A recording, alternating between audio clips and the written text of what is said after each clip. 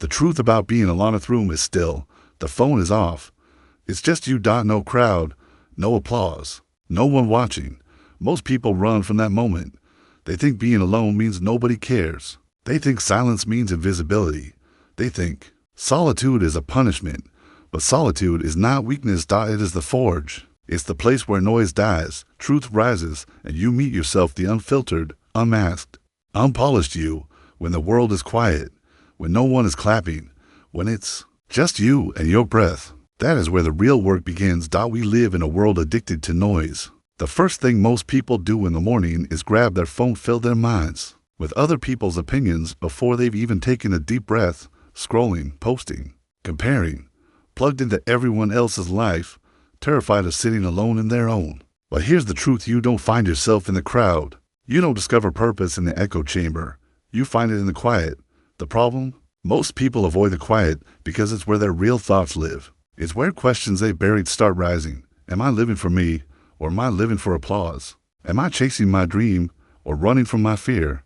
Am I doing this because I love it, or because I don't want to disappoint someone else? Those questions don't show up in chaos, they show up in stillness. And if you can face them, you can change your life. Every journey has what I call the silent season of time, when the spotlight fades, the noise dies down, and it's just you. No stage, no audience, no recognition. Most people hate this season. They feel stuck, invisible, forgotten. But the silent season is not your enemy, it is your ally. This is the season where champions are made. It's where you build the habits, the focus, the discipline that will carry you when the world is watching. In the silent season, there's no one to impress, no one to validate you, only the mirror. It's where you study when the world sleeps, where you train when no one is keeping score, where you prepare not for show, but for strength. And when your moment comes, the world won't see the years of quiet work, they'll just see someone unshakable. Nikola Tesla, a man decades ahead of his time, understood this. The man who gave us alternating current, who dreamed of wireless energy before the world was ready, spent much of his life in solitude, not because he hated people, but because he knew that creativity and invention are born in the silence when the noise of the world fades and your own voice grows louder. Tesla didn't wait for a crowd to validate his genius. He didn't need applause to start.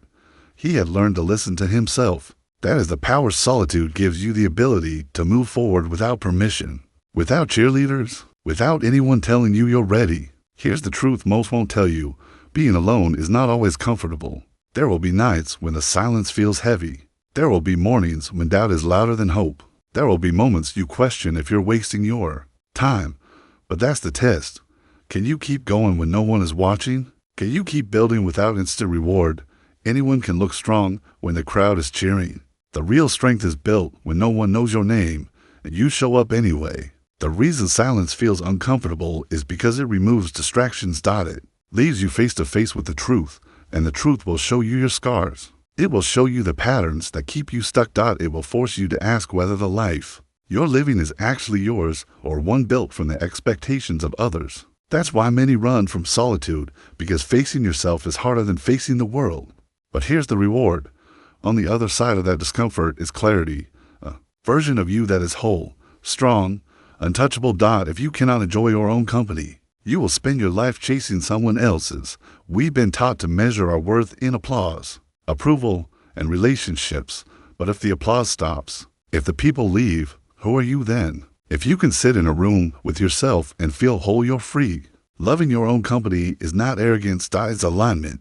It's knowing you are enough even when nobody says so. When you love your own company, you stop settling for half love, shallow friendships, and environments that drain your soul. Your energy is sacred, and not everyone deserves access to it.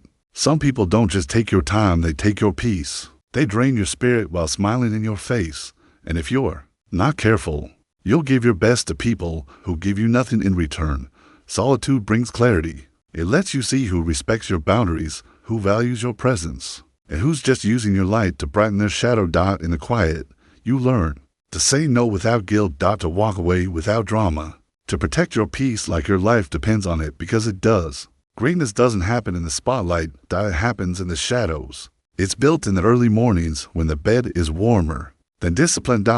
It's forged in the hours of repetition no one will ever see. In solitude, You strip away excuses. If you quit, there's no one to blame. If you skip the work, there's no one to cover for you.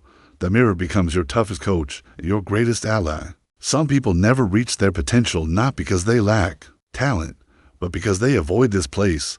They avoid stillness. They run to noise because noise hides the truth. But greatness lives in depth, not in distraction. And depth is earned through commitment, silence, and sacrifice.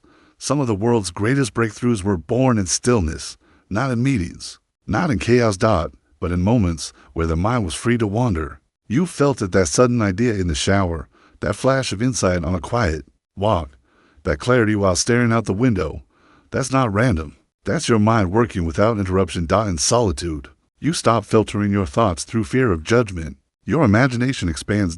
Your vision sharpens. Your creativity blooms. Being lonely is needing others to feel whole.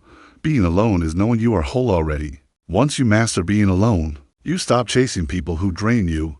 You stop begging for attention. You stop shrinking to fit spaces that were never meant for you. You begin attracting the right people, the ones who respect your space, honor your boundaries, and love you without conditions. If you are in a season of solitude right now, don't curse it. Don't rush to fill it. Don't run from it. Use it. Sit with it. Let it sharpen you, because one day, the world will come calling in the version of you. That answers will be shaped by what you did in the quiet. Your solitude is your training ground, your preparation. Your secret weapon. When you walk out of it, you won't just be ready, you will be unstoppable. Being alone is not your weakness. It is your power. It is where you become who you were always meant to be.